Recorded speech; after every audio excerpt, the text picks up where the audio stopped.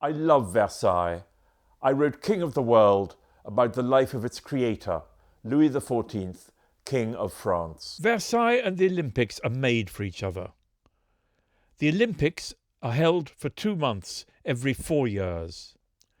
Versailles was a non-stop Olympics under the young King Louis XIV. He built it originally as a hunting lodge.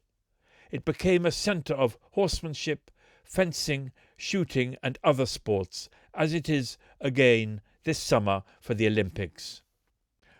Like the Olympic Games, Versailles, with its magnificent apartments, the park with 80-foot-high fountains, and the orangery for 1,000 orange trees, was built to focus the world's attention, to impress, to dazzle and to distract.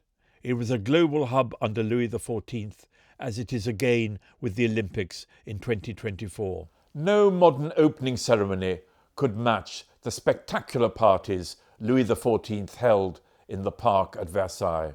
On our left and right are 2 ministry buildings for the French government. Behind us is where the king and his family actually lived. It was a permanent entertainment centre, hunting lodge, concert hall, musical centre, fashion parade and dance centre, as well as the greatest palace in the world, which people at the time compared to ancient Rome, a new Rome here in France, just beside Paris. All personally planned by Louis XIV, including the Grand Canal, on which he would have boat parties with music at night. So this orangery, the King of Siam's ambassadors in 1686 were amazed by it and said that it was much larger than most other palaces. And inside, the place where the orange trees live in winter is really like the nave of a cathedral. It's so large and so tall, built into the earth. Louis XIV, dressed as a Roman emperor, dominates the orangery, which he had built. This is where Louis XIV and his principal mistress in the 1670s, Madame de Montespan, used to have baths together in this huge slab of solid pink Pyrenees marble, in a special apartment called the Appartement des Bains, and it was since moved to the orangery. It is a testimony to the fact that Louis XIV did like being clean. It's not true that he never had baths, but maybe he had them in special circumstances with Madame de Montespan.